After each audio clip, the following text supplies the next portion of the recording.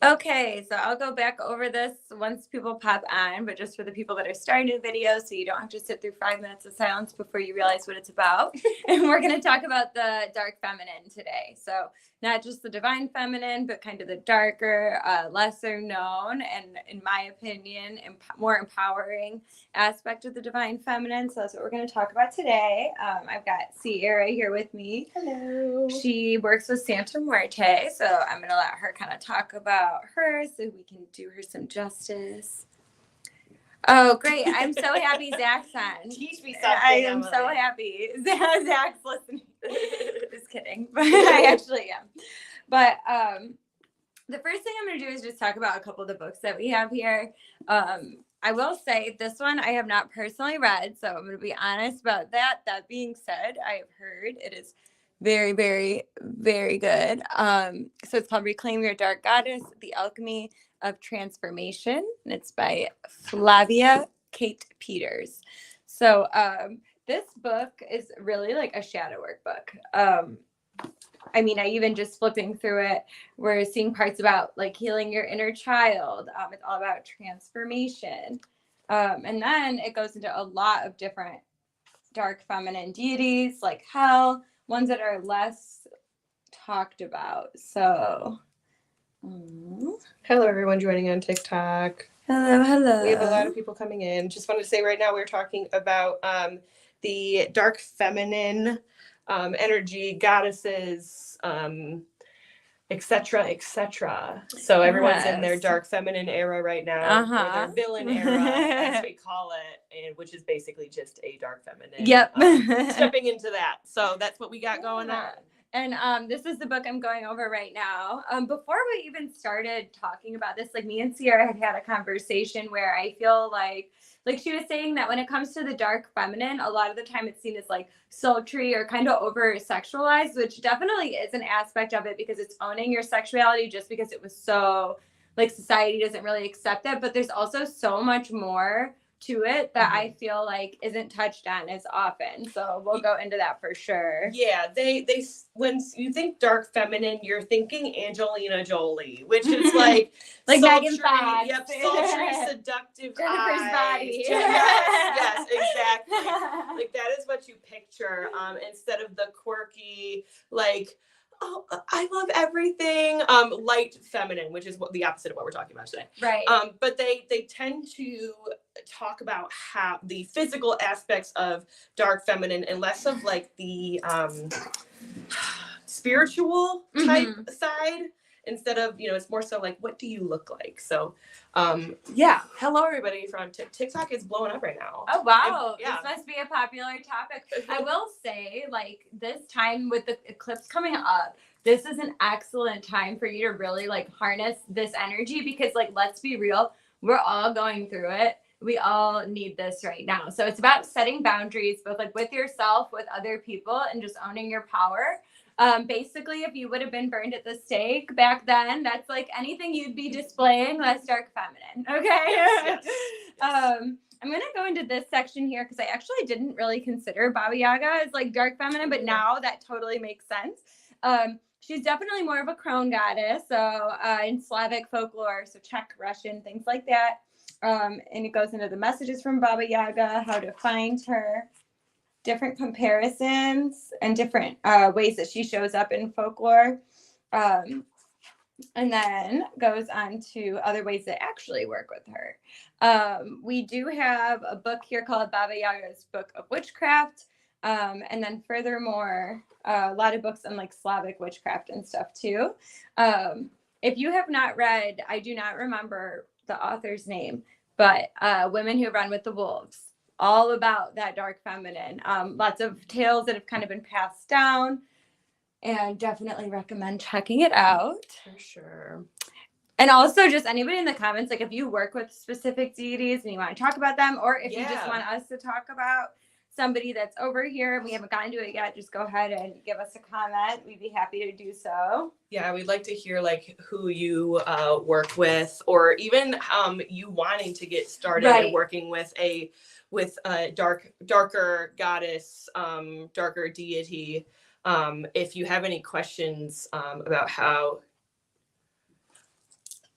I have a question for you here. Do we know about this one? Zach, you have to comment and tell us about that because you're telling me to teach you something, but it looks like you're going to teach me something. Yeah, teach me something. So, yeah, that's not someone I'm super familiar with. I felt like you knew that. And that's why you commented it. No, I would like to hear about that. I'm not super familiar about it. Just so everybody knows who I'm talking about, this is Zach. He's one of our readers and healers here. Very, very, very knowledgeable as far as like Eastern studies and stuff goes. I'm probably not doing it justice talking about his practice either, but I think he does like the Tibetan Buddhism and stuff. So very, very good at what he does. He said, you said ask, so I asked. Well, I can't answer.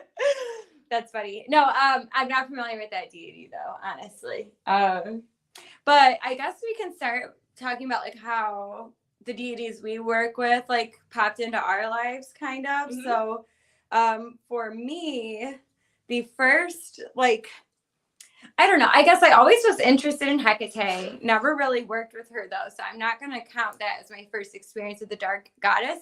My first experience was with Sekhmet here. So she's one. She is in the Egyptian pantheon. A lot of people have a lot of fear around Sekhmet because she is pretty. Some might say aggressive. She's, as you can see, she's about the plague, chaos, war, and healing. But not only does she bring the plague, she also will heal people from the plague. So how Sekhmet acts really depends on you. And that's what, I try and get out of that. So I'm actually, I'm going to run and grab my grimoire just from the counter. It'll take me 10 seconds because I have a little prayer that I say to her that really kind of pushes it all in as far as like talks about what I do. Hello. But anyway, Sekhmet. So she is all about righteous anger and empowerment. So being angry and honoring your anger, because the part of you that loves you is your anger. It's telling you that you were mistreated and that you have a reason to be upset. Your boundaries have been crossed. And Sekhmet really helps you to honor those and to express yourself. So really love that about her. Kind of the folklore behind her basically is she is the daughter of Ra, who's the Egyptian sun god, and he was in charge. And people started to not listen to him. They were rebelling. So he sent Sekhmet down to pretty much obliterate everybody, right? But then she got a little carried away. So in order for her not to make the human population extinct, they dumped wine out and she drank all the wine because she thought it was blood and then got too drunk to keep killing people. So I did not know all this. That is Sekhmet's backstory. What a move. So I love her because she's like that part of you again that honors that anger that you feel. I also work with Aset or Isis, who's the another Egyptian deity, because she kind of helps balance that out a little bit for me so you don't go on too much of a rampage. But I'm going to grab my grimoire really quick. It'll be 10 seconds right on the counter. Yeah, for sure. If you guys have any deities that you are working with or want to work with, want to know how to get started with them, maybe you're seeing signs of something, whether it be animals, you keep thinking about a specific goddess, let us know. We can help you on that path. A lot of people don't know how to get started, or they don't know is this a coincidence or am I getting actual signs, and where do I go to from here? Or I'm scared, and it can be a little nerve-wracking at first, especially when you don't know about how to, because each deity is they ask for different things, they give different things, and I think people end up getting a little worried about am I going to make this deity upset? Am I going to make this deity angry? Am I going to end up being cursed? All this stuff. So something else I hear a lot too is people asking like, oh, can I work with a deity from the Egyptian pantheon and then from the Greek pantheon? Me personally, I see no issue with that. I think they're friends. They all are there to kind of help you on your journey. I'm definitely somebody too, though, who thinks of deities more as like an archetype and an aspect of yourself that you're honoring. So I don't get as worked up about like making them angry and things like that, because they wouldn't be calling for me to work with them if they didn't also understand what I was able to offer at the time. Our deities love us. So if you're not able to upkeep because of mental health reasons and things like that, I don't believe that they'll punish you for No. it. So, because at the end of the day, they just want you to take care of you. So, but this is a little bit about Sekhmet that I have written down in my grimoire here. This one isn't as illustrated as all the rest of the pictures, but anyway, let me see. So, as I said, she's a healer, works with medicine, but she's also the bringer of diseases. So she's known as Sekhmet, the destroyer of Ra's enemies. So she's also known as the Eye of Ra. It also says, Sekhmet is that part of you that will not tolerate you playing small or dimming your light to let others shine. She is the fire of your unbridled rage, required to release and transform what holds you back. She is the part of you that will take a ferocious stand against every way that you have compromised yourself. So that's that kind of energy we need when we're people pleasers. Okay, somebody asked me, oh, you're a people pleaser. Name 3 people who are pleased with you. And that really got me thinking. And the one more thing that I'll talk about with her that I love, this is an inscription that's on the temple of Sekhmet. It says, I only ask that you enter my house with respect. To serve you, I do not need your devotion, but your sincerity, nor your beliefs, but your thirst for knowledge. Enter with your vices, your fears, and your hatred, from the greatest to the smaller ones. I can help you dissolve them. You can look at me as a female, as a mother, as a daughter, as a friend, but never as an authority above yourself. If the devotion to any God is greater than the one you have for the God within you, you offend both and offend the one. That's good. I know. So when I read that, I was like, that's my girl. Because I don't like giving that authority away. That's why I like working so much with this dark feminine. It's because they don't ask you to give your authority away. Mm-hmm. You're not worshiping them the way that you think of it when it comes to like normal organized religion. You're honoring them. And so therefore you're honoring yourself. Just like if you offend yourself, you offend them. So that's kind of, yeah. So that's why I work with Sekhmet so much. Can you think of any like, any times when like you called upon her and she helped you? Yes. So I'll keep it kind of vague, but just me in general, I'm somebody, especially like if you would have met me 3 years ago compared to now, I'm like not the same person in the sense that I would just apologize for like existing. Sorry for asking for my needs. Sorry for sticking up for myself, whatever it is. Definitely made myself very small. So Sekhmet made herself known. She kept just popping up everywhere. And I was like, okay, maybe this is somebody I have to start working with. So started working with her, asked her to use my anger when it's going to help me and to help me let it go when it's not. And she definitely has helped me navigate some really, really difficult conflicts in my life. And kind of own my power in a way that may be super uncomfortable, but definitely quality of life much better now that I'm not so afraid. So, I love that. Yeah. So for anybody who like really has a hard time standing up for themselves, especially if you do kind of find yourself gravitating towards the Egyptian pantheon, definitely recommend working with Sekhmet. And she's somebody too that I don't think she needs to call out to you first. I think that you just, she's always there, you know, like it's not, you don't really have to work that hard to build a relationship with her. Zach said, live, laugh, love that for your journey. Zach, get off my life. Seriously. So, I guess I'll go into who I work with, which is this lady over here. It is Santa Muerte, and she is also known as Lady Death or the Death in more Hispanic cultures. I am Hispanic, so you know, spoiler alert. And I wasn't really big on deities or working with them. I really didn't think I was going to step into that. But when they make themselves known, you kind of have to do it. So I was going through a large time of my life where I was done a really bad injustice, especially against women. I'll say that. And I was I was scrolling through Facebook or YouTube, and all of a sudden I'm seeing videos about like Santa Muerte, and I'm like, what is that? Like, who is that? And I would click on these videos and, you know, learn more about her. And then at one point I was, you know, scrolling through some TikTok lives, and in one of these lives, this crystal skull with a hood around, like the depiction of the Grim Reaper was right in my face. And I was like, okay, this is like the second time in a week that I have been encountering a Grim Reaper like figure. And it came to me that it was Santa Muerte. And Santa Muerte is really big she does not like seeing injustices be done to women, children. She's a protector of those who have been done wrong is her big thing. And she came in, and I didn't know much about working with her. There's a lot of stipulation about working with her. Like, once you're devoted, you have to work with her forever. And, and she doesn't want to be forgotten or abandoned. And if you do so, like, then you can't work with her ever. And so it was very like jarring.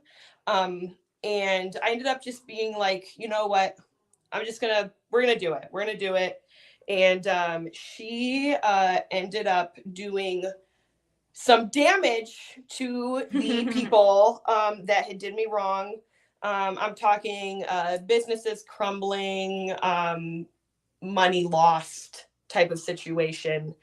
But that was deserved. Yep. It was tit for tat. She's trying to tilt those scales back. Yes, I'm telling you. She was like, absolutely not. So she helped me as far as that. And honestly, once she did, rightfully so. Correct. Yep.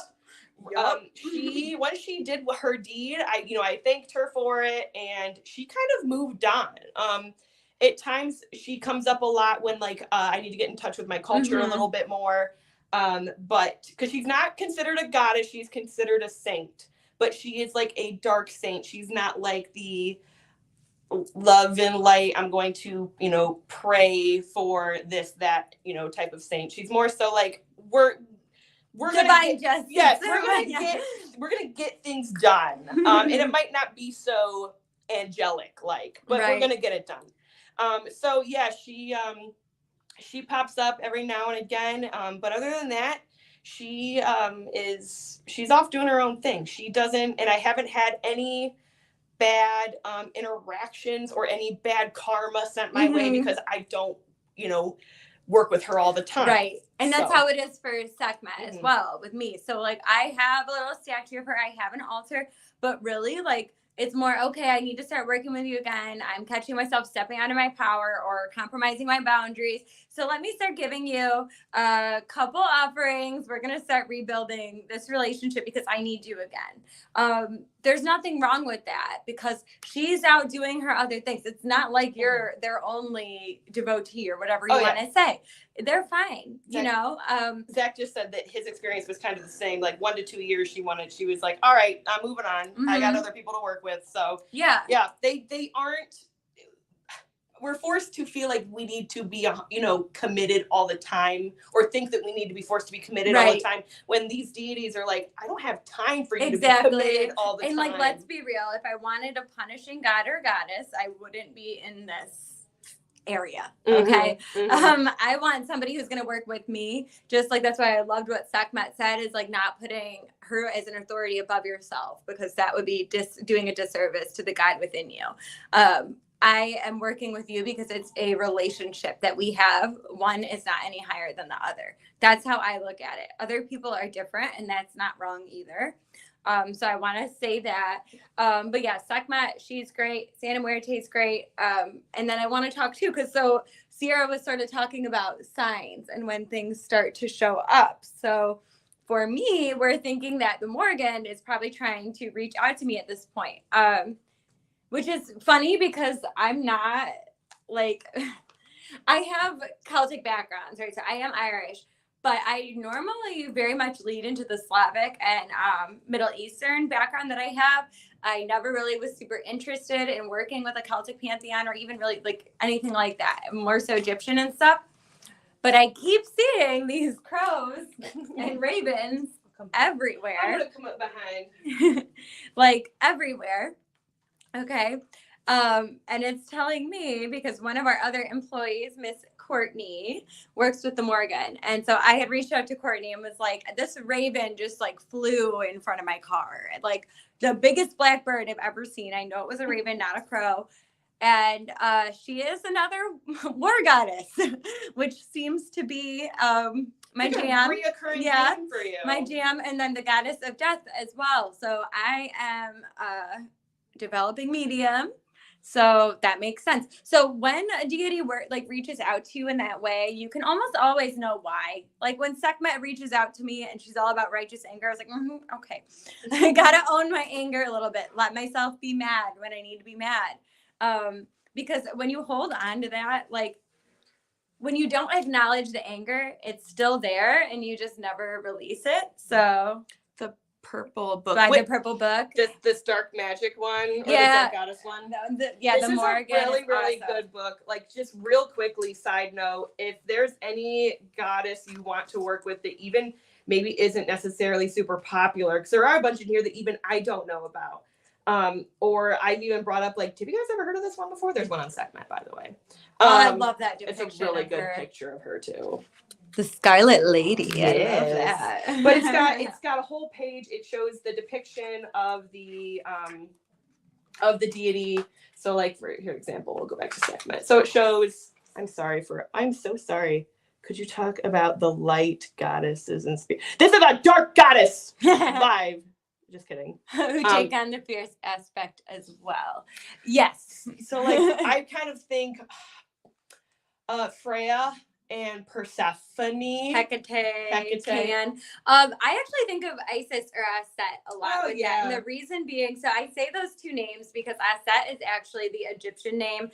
And then I think Greeks actually took it and basically made her into something different and like goddess of rainbows. And that's where she got Isis. So you see Hecate and Lilith everywhere. And yeah, and it is confusing because that's kind of where I was at too. Sorry to like jump around. Yeah, she was like, is it Lilith? Is it Hecate? Because they both are big on like those black birds, even like Odin and stuff. So I wasn't really sure. But so yeah, I see them all the time. But as far as dark and light, so like Aset is so powerful. She is like the most powerful magician, right? She's a goddess of magic in the Egyptian pantheon. She even outsmarted Ra, who is all powerful. Okay.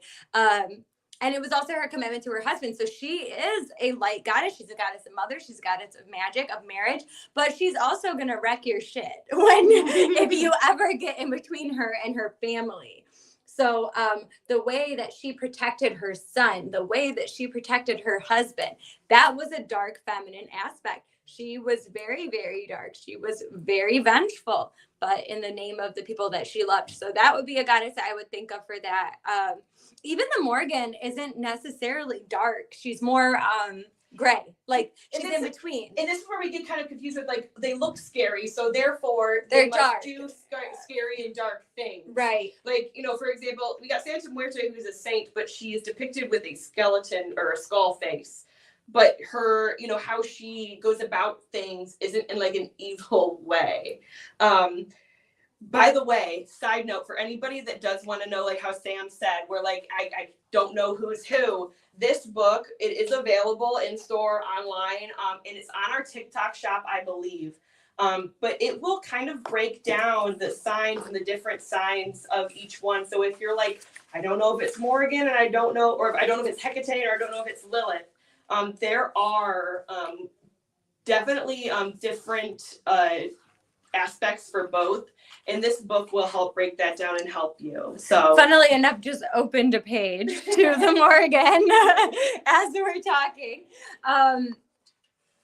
So yeah, so that book, The Dark Goddess Magic, is great for like Sierra was saying, kind of like a oh my gosh, why can I not think of the word? I want to say crossover, but that's not it. A really quick, brief thing where it goes over each deity and stuff. It's a great way to figure out who you want to work with. And then the pictures and stuff is just like very visually appealing. Yeah. This book, I think it's a little bit deeper into it. Hi, Lily. But it might not be as pretty to look at, but I still very much it's like chock it. full of information. Yes. If you want to go a little bit deeper than just the Mhm. basics, that's a book for you. So too. the incantation of battle and sovereignty that they say for the Morgan: a raven warns of battle cry, angry mists swirl through the sky, death, destruction, loss, and woe consumes the mind, must let it go. So she's cool because and then it says symbols: raven, crow, water, battle axe, spear, swords.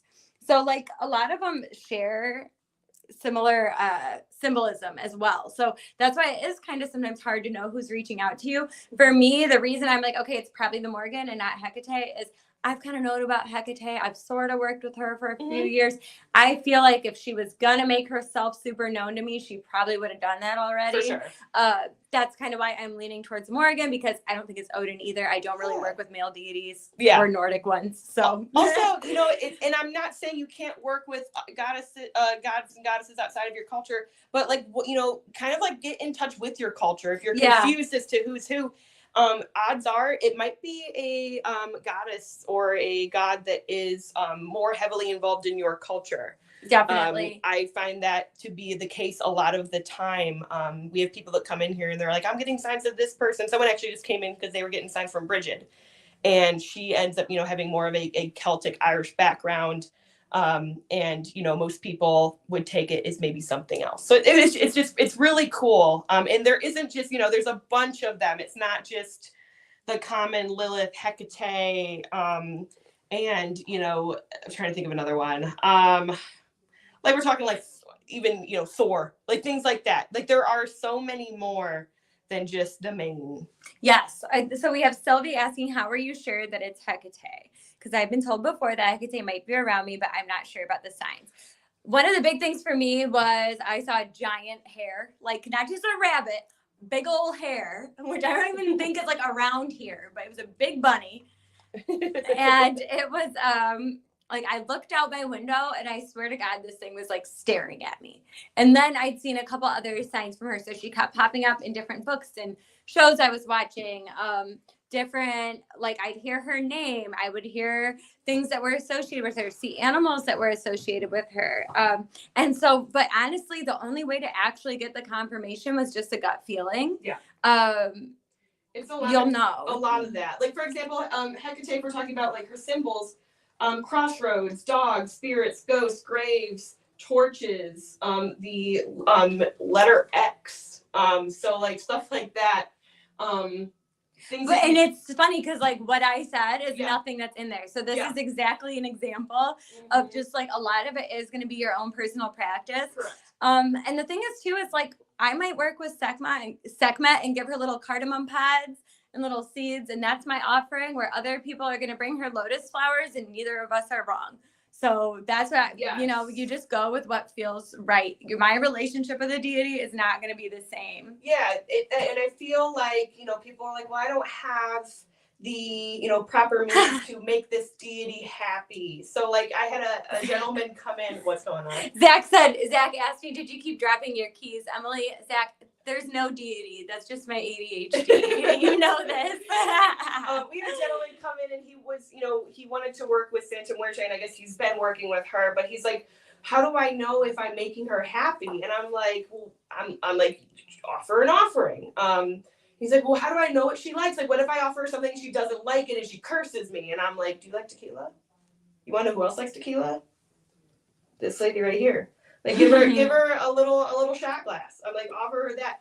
It doesn't have to be an expensive thing to where you're thinking about, you know, how can I need to buy the most expensive things, and I need to, you know, if I can't afford this, I can't work with this deity, right, etc., etc. Like you don't even need a statue. You could do like my partner 3D prints little statues. Do that. Print out a picture and put it on an altar. Nothing is it does. Oh, Nyx, the goddess of night. So she is in here. She wanted your fingernail clippings once. That would be something that she would definitely want. I don't know why she's you know, she's like, all right, like, I don't know why I thought somebody was asking for my fingernail clippings and like pass. She also, I can't say too much about this, but she also likes a little puff pass blown at her. That doesn't surprise me, you know. So and then the other thing too, like with Sekhmet, I find little crystals. There's like a little glass bead I found under my couch. It's like, you know who would love this? So it's like, you don't have to buy stuff. You know, it's really whatever you feel, that's fine. Yes, Zach, yes. What did he say? He said he kept the joint under all. She do be liking that, man. And I'm like, not Sekhmet. I mean, she could. No, we were talking about Santa Muerte is she likes her smoke offerings, which are usually in the form of a little Mary Jane. I'm trying to find the one on Nick's. Yeah, I swore she was in here. Bear with me, guys. I will find it. The Spider Woman. That's so cool. I think that's like Ariadne. Oh, I guess she isn't in this one. And I swear she was. And even talking about like inexpensive things, these candles are things that you can, you know, if you want to call upon them, offer an offering. You can find a candle, not even these ones that have the prints of the deity on them. You can always there are color associations with each deity, and you can go about it that way. Light a candle. That's also a good offering. Yeah, and also though, like if you did, these candles are nice if you don't have a statue because it's great for like a deity depiction. Yeah, and then you can keep that even when the candle is burnt out. But you don't even have to. I mean, honestly, like something that somebody had said to me that really stuck with me was like the only prayer that you ever need, if the only prayer you ever say is thank you, then that is enough. And I'm like that felt very like true for me because that is enough. You just say thank you. You just talk to them, build a relationship with them. It costs nothing. Yes. Find a stick outside. Like I literally don't care. It's the act of having something that meant something to you and giving it to them. So, like my son puts stickers on my altar sometimes. That's him giving them stickers. And he also takes ice cream money off my altar. And my deities are just cool with it at this point. Jack mentioned that coins, pebbles, and apple cores are all great for death deities. Yeah, and definitely. And that's, and that's in his opinion. And you might find that you offer, something like that to a death deity that you're working with, and they're like, oh yeah, thank you, I appreciate that. So exactly. It's all something you wouldn't even think of. So if you guys have any more questions, feel free to ask them now because we will have to leave, unfortunately. Yeah, gotta go help Miss Eileen on the floor. Literally, if you want to come in and talk about this, me and Sierra, I'm almost always here, except for Thursdays and then Mondays when we're closed. I'm here Wednesdays, but I'm reading. I'll chat with you about it. Yes, I love that you said this. So I know we're about to pop up, but this comment is so important. So she said it should feel effortless, like a true friendship. Otherwise, it's not the right fit. Amen. That is so true. You are friends with this deity. This deity wants you to succeed, and you're not doing these things out of obligation. It's out of love. Just like if a friend needs you or if you give something to a friend, it's not because you're expecting something back. It's because you want to do it. Yes. And then they'll help you in return. So, because they want to, again, not because they owe you. So that's the difference. Sometimes it's just talking and venting. Like, hey, I really have to talk with you about this. And it's strengthening your bond that way. Exactly. Because like for me, like that's like Sekhmet girl, somebody's trying me. Like somebody listen to what happened. Like what do I do? Things like that. Just like this is like a tangent that we could talk another time. We'll talk about ancestor work. I'll see if Melissa is cool actually just making that the next live on Friday because it kind of ties in nicely. Same with your ancestors though. Just talk to them. Like it's so easy. It's so simple. There's not as many rules as you think that there are. So yeah, don't let it scare you. Don't let all this, and coming from someone who's on TikTok all the time, do not let all the TikTok talk of, can you answer what it means when your necklace falls off in front of work? Huh. Okay. She might just be trying to get your attention. I definitely would go with what your feeling was when that happened. So, and also what your necklace was made out of would be interesting to know too. Yeah. To me, if it felt like, okay, they're talking about Sekhmet and my necklace falls off and that got my attention and I feel like positively that was a sign from the universe, then, I would take it as it was fake gold. Okay. If it just got your attention, and you felt good vibes from the people that were around you at the time, I would say that she probably just wants to work with you, especially if you're somebody that has a hard time sticking up for yourself. Yeah, definitely go off of feelings. If you feel like there's some sort of rejection or some sort of pushback, odds are maybe you do not need to work with that deity. Yeah, right or now. maybe it's just not time, and You you're can not come ready back, yet. circle back later. The Mhm. deities will also know when you are not strong enough to handle this. Exactly. Like, because you can go too far with that stuff too. Like, just like I said with Sekhmet, like I was a little bit too much of like, okay, righteous anger, that I had to call in Aset and be like, oh, balance the scales a little bit because, but I needed that at the time. So it's all just trust in the divine timing that you're going to get what you need to get at the time that you're supposed to. Yeah. And nothing good will come out of trying to force a deity to work with you that you are not ready to work with, and that deity is not ready to work with you. Yeah. That's also something else you should know. Do not force something that is not the right time, or maybe it's just not the right deity fit for you. Mm-hmm. And that's okay too. Oh. If you're local, so this was like literally just an idea that popped into my head right now. So there's literally not approval for this, and not for sure it's gonna happen. But I'm gonna say, because if you guys are interested, me and Sierra would probably like to teach a dark feminine class. That sounds fun. really fun. Absolutely. Like maybe even like a little workshop type of deal. Ooh. So if you're interested in that, let us know. Yeah. Because if that's something you want to attend, let us know and we can bring it up to the boss lady. Yeah, and I'm sure we can do it like that. You could come in via Zoom as well for those of you that aren't local. Because it's definitely, I feel like I could still continue talking on for another hour about this stuff. Just unfortunately, we gotta go help Eileen. So gonna pop off here, but thank you all for listening. Thank you for all of your insight as well, because I have learned new things too. So Zach. Bye everyone. Thank you. Bye, thank you.